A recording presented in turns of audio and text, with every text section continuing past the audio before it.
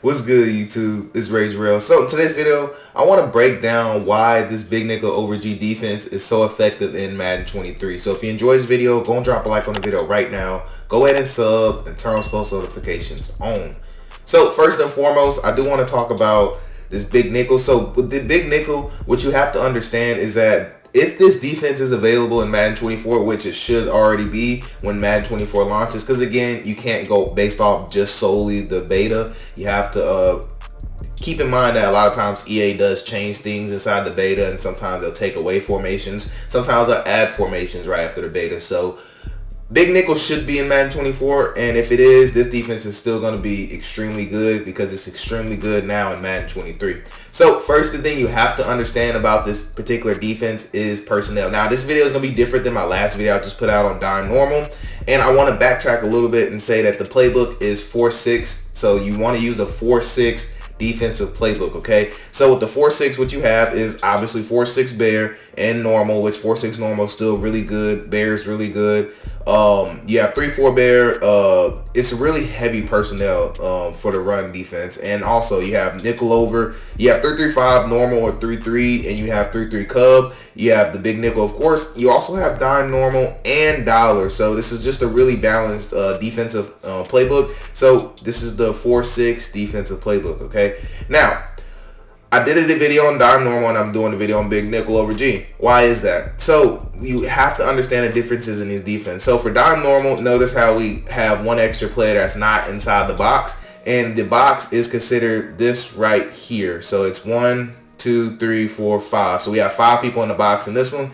Now with big nickel over G, if you can count, we actually have 1, 2, 3, 4, 5, 6, 7. We have 7. Well, he's technically not in the box, but he's close enough to be considered there. But in theory we have 6, but you really have this extra guy right here. So long story short, it's much better for the run. You can actually play the run a lot better versus dime normal. So this is why I wanted to kind of give you this formation and kind of give you my take on it. Now, personnel wise, so for personnel, whenever you do your sub linebacker in your settings, you want to put your whoever you want to use it here. So right here, this guy D Hill, I know you probably don't know him, but he has like 93 speed. He's a free safety, so really fast player. Now, personally, my next player here, I love for them to be the starting middle linebacker if they have decent speed. So Pratt has 87 speed, which is plenty fast enough. Now, if you have a hard-hitting safety, like if you're in MUT, obviously you just want to put a great safety here. But I have him here because I like putting my safety at the slot corner position. Now, the only reason that is because you need run support. We're calling this defense because we want run support. If we want pass support, we would just use dime normal. Okay, so that's why we have our starting. We're leaving our starting strong safety here because by default this will be your starting safety. But you have the option, as you can tell, you could put a cornerback here if you want to, or you could put another safety. But I personally think that's the best thing to do. Now up top is where they're gonna put the second string safety. So if you want to put somebody like a cornerback who's faster, you're more than welcome to do that. That's where I would sub that guy in. So this guy right here actually has like 93 speed. Or you can do Trey Flowers. He's a little bit higher overall, so he's gonna be able to play routes better, and he has 90 speed. So I mean, Trey Flowers is fine, but the other guy I think is just slow. So that's how I personally would do it. So whoever your best, your speed players who might not be high overall, but they just have speed. You want to go ahead and put them up there, okay? So that's all that I wanted to say on personnel. And also, last thing is, these just need to be your 4 best players. Now, ideally, you want your 2 interior to be your best pass rushers, but with big nickel over G, because of this formation, you can allow just to have your regular ends on the outsides. And the reason why is because we have an extra safety here in the box or at the line of scrimmage. So it just makes it a little bit better. And plus with the scheming run, we really don't need athletes at the end positions, but it helps, okay? So I had to take the time to talk about personnel. Now, next thing I want to talk about is audibles. So your scheme is going to be based around your audibles. So with me personally, what I like to do is I like to put a match coverage. It doesn't have to be cover 4 palms. It could be your favorite match coverage. Mine is just cover 4 palms. So you can put cover 4 quarters. You can put cover 9. This is a wild card spot. If you want to put, any one of these plays that you like, you can put any one in there. It's a wild card spot. But I highly suggest you for these 3, you want to put SSLB Blitz, which is going to be there by default. You want to put SS Blitz 3, which is what you're adding, and then you want to add SS Blitz 2, okay? So, zone drops are up to you. You don't have to play them, or you can. It's up to you. I like to personally wait before I start zone dropping to see what my opponent is doing. Then I'll adjust accordingly. But what you want to do is you want to come out in whatever one you want to run first. So whatever one of these plays you want to run first is what you want to come out in. That's how I like to do it. I like to come out in SS Blitz 3, me personally. So first I'm going to just kind of just show you versus a pretty, standard shotgun formation. So we'll just do bunch tight end. Bunch tight end is still pretty, standard. So we'll just do, let's see. I don't want to do PA boot over because I don't want to keep having to block everybody. So we'll just do a standard pass play out of it. So we'll just do, let's see. We'll do curl flat corner because the play design isn't what's important here. So we'll just move the ball because most people are going to run this with their bunch to the wide side of the field. So I'm just going to put it on the right hash. But again, it doesn't matter because what happens here is that your slot cornerback, aka your safety, is going to line up to the strong side. So in this case, the 3 receivers are to the wide side, so that's considered the strong side. So that's why they're over here. Now, I think if I flip it, my cornerback may flip, but I don't want to play around with that. But anyways, what you want to do is very, very simple setup. You just want to press. I like to always pinch my line, and then you can quarterback contain if you want to, or you don't have to. You can just keep them. Now, I did just crash them up, but I want you to pay attention to something. So we're actually able to use this guy right here. You always want to use the 3-rec, and again, this is going to be your sub linebacker spot. So the reason this defense is effective because it's really, really simple. Now, the coverages are going to look similar to the last video just because they're coverages, but I love to always back off that cornerback to the trip side and deep half him. Oh, also keep in mind, when you use big nickel over G, the adjustments are completely different. So look at square. Notice how they're going to be swapped around. Now, there are ways to fix this, but you're going to have to play around with packages. So we'll actually talk about that here in a second because that is super important for you to remember. So notice how these have different commands, right? So right now, look, they made them go all the way to the other side, right? Because the button layout is different. So what we need to do is deep half to the other side, which I don't think we can actually. Let's see. I think I have to base a line to get him to okay, actually let me see something. Okay, so we're gonna go and snap the ball here. He actually did deep half correctly. I just forgot that in practice mode they don't show the flips, but regardless, I just want you to see how we are able to there it goes. So I think it was just a practice mode thing, but we do get the deep half, so you just really want to just deep half both your cornerbacks, and I like to just do it like this, and it's very, very simple. I just always like to pinch, and this is better because we are able to play better run defense. So again, you can come here, kind of hover the guy, and then you can go out and actually look to to cover somebody. So again, it's very, very simple with this one, not much. And also I like to do it like this because what we can do now is we can actually go to SS Blitz 2. And now notice how much doesn't change, but now we get a cover 2 shell, and again we can just do this. And now you always have the ability to put this guy in the middle third if you want to just have more protection, and you can keep the quarterback contained if you want. Sometimes it'll come in, sometimes it doesn't, but it's more consistent when you don't have those quarterback contains. Or what you could do is you could take square and you could just manually blitz him. I love to do this every now and again. So what'll happen here is we'll get an overload blitz to this left side, but we have a quarterback contain over here. So what happened is, this is for, as I'm used to controllers here. So what happened here is that, like, we'll go this way, and then if they try to run out the pocket, then our quarterback contain will get them, if that makes sense. So let's go back to SS Blitz 2, and I'll just kind of show you that again. And again, I like to press, and then I like to pitch my line. Now, every now and again, your safeties will swap like that. So to fix that, you can't just base a line and then press, or actually just regular base a line.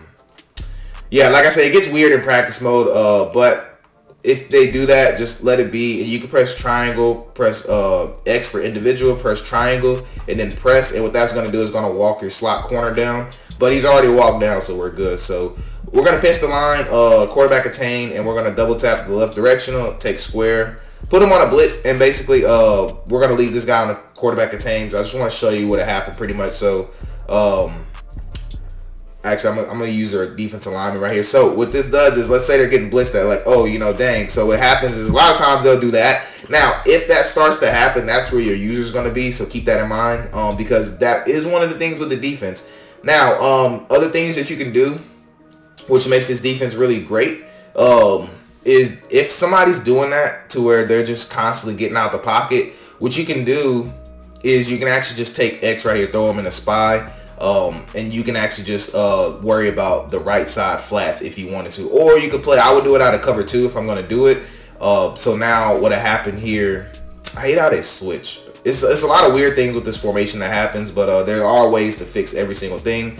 And I still need to tell you about the packages, so I gotta make sure I remember that. But this is also another thing I like to do here, where I quarterback attain. So I love doing this if I'm playing against a really, really great quarterback. So somebody like Lamar Jackson, or somebody like, you know, Josh Allen, any one of those quarterbacks who are in the upper tiers. I love to do this style of defense. And it's a big sacrifice, but what this does is it allows us to cover more on the outside. So now I can worry about going outside, and what happens is we're just bracketing the quarterback. So I love that particular defensive play when you play those people who just want to roll out the pocket, who just want to abuse certain plays, you know, because at this point, look what happens. We're still getting our blitz that comes in, and we have a spy. So if they try to step up in the pocket, we're going to send our spy, and we're going to be able to play a light little cover 2. So I really, really love that variation right there. Now, you can also get really creative with this. So we can go to cover 4 palms, right? We can still do the same thing like we're going to press. I like to always base a line and then just individually walk the guy down. So notice how he individually walked down from us doing it. Because for some reason with big nickels, sometimes the safeties flip or they line up weird for whatever reason. It mainly happens in practice, but every now and again it does happen in game. But the cool thing, like I said, is that this defense is so cool. Keep in mind, I'm blitzing this guy. I'm blitzing him, but it's just showing that he's in the purple, but he's not. But we can set up the same similar defense like this. And what we can do here is don't mind this. He's in a spy and he's blitzing, okay? Because I have no idea why they do that. But when I play a defense like this, I do like to actually show blitz, and that's going to walk them down some. And I like to grab him, and I'll grab these and bring them down a little bit if you have time. Now, what this is going to do is we're playing match coverage on the top. So these 4 are actually going to match. And now, if you want to be more safe, you can actually take X and you can actually put him in the middle third. And what that's going to do is it's actually going to prevent you from giving up the easy one-play touchdown. Now, keep in mind, sometimes the tight end can be wide open doing this, but this is more of a high-risk, high-reward style defense. So, again, I'll kind of show you that. So, you're just looking for the leakage anywhere, and just notice how, yes, the tight end got open, but it's because we were playing it safe than sorry. So, that's another little defense I like to do. We're playing match across the board with these 3 right here, so notice how they're turning and they're matching with them.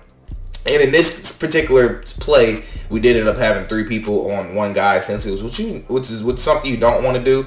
But if we would have left it alone, he actually would have just played this little quarter because his guy disappeared out. Or I think it went deep enough for him to take him. But anyways, you get the idea that essentially you're going to be able to play the sidelines how you want to because we're going to have a spy. And this is a quick blitz. So, you know, we just need to take away the lane. See the lane open? That's where our spy is going to be sitting right there, okay? So, really, really love that style of defense. So, a couple last things I want to talk about before I end this video. It's a really simple video, but it's really effective. I want to go over man coverage still, but I want to talk to you about these packages. So, there are packages that you can call to where your defense adjustments won't be messed up. But what I like to do is I like to actually individually make sure I place the people that I want individually. And now you might be saying, "Real, why is that?" And it's because if you don't do this, they'll actually do the packages where they'll take people away and move them to different positions, and you don't really want that. As a defensive player, you need to understand where your people are and where they're going to be. So normally the cornerbacks will always stay no matter the package. So you can kind of see what I'm talking about. Notice how when I'm cycling through the packages, you notice how players are moving, positions are moving, people are switching. You kind of pay attention to that. So I actually haven't played around the packages. I believe it's strong safety swap is actually the one that will let you they'll actually let you have your regular adjustments that you're used to. I believe it's strong safety swap. But notice how when we go to strong safety swap, our cornerbacks actually swap. So that's what I mean when I say you want to go in and actually click it and make sure. But anyways, I want to talk to you about man blitz and how I like to do man blitz. We'll call X spot just because. But notice how the man blitz is the same thing. Now, you can do a lot of different things for this man coverage. So, a couple things I like to do is I'll take X. I like to put him in a mid-read, and then I can leave it just like this. Now, keep in mind, I have to guard that running back. So, if you want to, you can take X, and you can actually man him up to the running back, and now you can just truly be free. This is one thing I like to do. Now, other thing I like to do is take X, put them in a hard flat, and what that'll do is put them to the right side. And this is banking on the fact that the running back going in the flat. So if the running back runs like an angle route or something like that, it's up to me to figure it out, you know. Now, what we can do also is it's a little bit more aggressive, but I like it. So what we can do is we can actually take X, we can put them on a spy, quarterback attain. We can do the same blitz that I was showing you like this. Now, our job is what? Strictly the running back, but now we have help in the middle. So a lot of times when I do this, I like to call over the top. So I know I have the running back, right? So all I'm doing is watching the running back. Okay, I have to go now. I can't wait. I have to go now.